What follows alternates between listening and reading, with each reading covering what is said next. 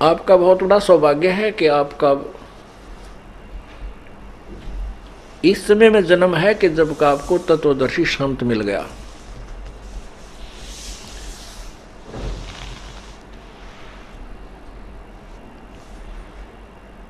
पूर्ण परमात्मा की प्राप्ति के लिए आत्मा उसी दिन से प्रयत्नशील है जिस दिन से ये उससे बिछुड़ी है, क्योंकि काल भगवान ने उसी दिन अपने रंग दिखाने शुरू कर दिए थे जिस दिन से हम इसे मिले। अर्थात हम सभी आत्माएं दुर्गा के अंदर थे और दुर्गा एक युवती लड़की परमात्मा ने बनाई और इस काल के पास भेजी थी। इस काल भगवान ने उसके साथ उसी समय से दुर्व्यवहार शुरू कर दिया था और उसी समय से वो परमात्मा को पुकारने लग गई थी, मेरी रक्षा करो, मुझे बचाओ।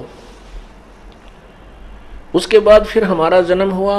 हम यहाँ पर काल ने सूझबूझ से इस 5 तत्वों की कैद में बांध करके ये झूठा सारा साजबाज हमारे ऊपर जकड़ दिया और हमें जीव बना दिया। पहले हम हंस रूप थे, परमात्मा परमहंस रूप है। हम आत्मा थे, प्रभु परमात्मा हैं। आत्मा और परमात्मा के गुण बहुत से मिलते जुलते हैं, केवल सामर्थ्य में अंतर है।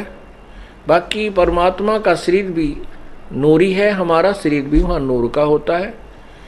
आत्मा भी अविनाशी है, प्रभु भी अविनाशी है, लेकिन परमात्मा समर्थ है और आत्मा समर्थ नहीं है। अब हम वहां पर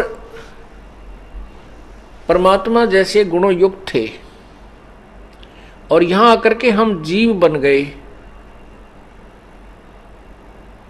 धर्मदास साहिब जी कहते हैं, मेरे हंसा भाई हंस रूप था जब तू आया, अपना स्वरूप भूल में भूला ताते जीव कहाया। मेरे हंसा भाई तू हंस रूप था जब तू आया। अब हमने उस परमात्मा को पाने के लिए फिर हंस ही बनना होगा, तभी हम उस परमेश्वर को पा सकेंगे, उसके लोक में रह सकेंगे। उसी समय से ये आत्मा परमात्मा की चाह में लगी हुई है। इस काल भगवान ने अपनी सूझबूझ से इस जीव आत्मा को भ्रमित कर दिया। झूठे गुरु बना के, झूठे संत भेज के शास्त्र विरुद्ध साधना पर सबको आरूढ़ कर दिया। पूर्ण परमात्मा का नामो निशान मिटा दिया। भगवान कैसा है, कौन है, ये सारी रोल गदोड़ कर दी। कोई कहता है भगवान निराकार है, कोई कहता है भगवान विष्णु है, कोई कहता है भगवान शिव जी है, कोई कहता है भगवान ब्रह्मा है, यही सर्वसृष्टि रचनहार है। कोई कहता है भगवान तो ब्रह्म है। यानी किसी की भी थ्योरी, किसी का भी सिद्धांत एक दूसरे से मेल नहीं करता। जो लोक वेद है, लोक वेद के आधार से सभी आधारित हो गए। न तो पवित्र हिंदू धर्म के अनुयायियों को अपने पवित्र सदग्रंथों के विषय में जानकारी, और न ही पवित्र ईसाई धर्म के अनुयायियों को अपने ही सदग्रंथ के, अपने ही पवित्र बाइबल के विषय में जानकारी कि वो क्या बताना चाहता है, क्या संदेश दे रहा है। परमात्मा साकार है या निराकार, कौन है, कहाँ रहता है, ये सब विद्वान है हमारे सदग्रंथों में। लेकिन हमें जो ज्ञान प्राप्त है वो लोक वेद के आधार से है। नहीं पवित्र मुसलमान धर्म के अनुयायियों को पवित्र कुरान शरीफ के विषय में जानकारी है कि वो क्या संदेश हमें देना चाहता है। केवल लोक वेद के आधार से हमने जो सुनाया है कि अल्लाह परमात्मा गॉड निराकार है, वो फॉर्मलेस है, बेचून है, अर्थात उसकी कोई आकार नहीं है, वो केवल उसकी शक्ति सर्वव्यापक है। तो इस तरह की थ्योरी से, इस तरह के सिद्धांत से हम एक दूसरे से सुनकर संतुष्ट हो चुके थे।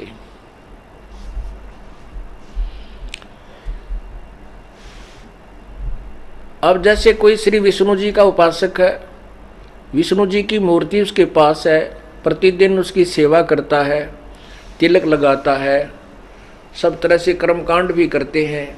और फिर उनसे कोई पूछे भी भगवान कैसा है, कहते हैं वो तो निराकार है। तो ये हम बिल्कुल बालक जैसा ज्ञान था हमारा, बालकों जैसा, बच्चों जैसा। ऋषि महर्षि और ब्रह्मा विष्णु महेश का भी ज्ञान बच्चों जैसा ज्ञान है, वो सदग्रंथों से अपरिचित है। अब यहां समस्या आती है कि जब ब्रह्मा विष्णु महेश के बारे में कहते हैं कि उनको भी ज्ञान नहीं है, तो ये एक बहुत अभद्र सी बातें लगती है, अभद्र सी स्टेटमेंट लगती है। किनको? जिन्होंने आज तक तत्वज्ञान कभी सुना ही नहीं और जिन्होंने अपने सदग्रंथों का भी ज्ञान नहीं।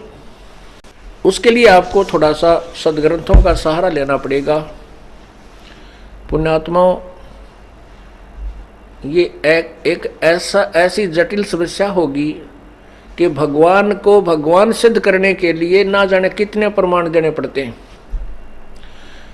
लाल को लाल ही सिद्ध करने के लिए ढेर सारे प्रमाण देने पड़ते हैं, क्योंकि लाल को तो हमने किसी ने अनजानों ने कौड़ी बना रखा है और छोटे सिक्कों को लाल सिद्ध कर रखा है।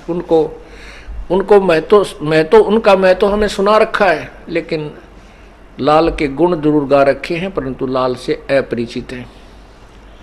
ब्रह्मा विष्णु महेश भी ज्ञान से परमात्मा के बारे में बिल्कुल नहीं जानते, अपरिचित हैं। सबसे पहली बात तो ये ध्यान रखनी चाहिए, हमें याद रखना चाहिए कि हमने श्री ब्रह्मा जी, श्री विष्णु जी, श्री शिव जी का ज्ञान कहाँ से प्राप्त हुआ? पवित्र पुराणों से, क्योंकि इनसे अलग कोई शास्त्र नहीं जो इनकी जानकारी देते हो। उन्हीं पुराणों में क्या लिखा है वो हम अब स्वयं पढ़ेंगे, क्योंकि हम अब अक्षर ज्ञान युक्त हैं। पहले समस्या क्या रही कि हमारे पूर्वज थे वो तो थे अनपढ़, अशिक्षित, और एक संस्कृत भाषा को पढ़ने का एक ही वर्ग को अधिकार था। उनको ABC का ज्ञान था ही नहीं, क्योंकि ब्रह्मा को नहीं, विष्णु को नहीं, शिव जी को नहीं, तो अन्य देवता ब्राह्मणों को और गुरुओं को, संतों को, ऋषियों को कहाँ से हो सकता है?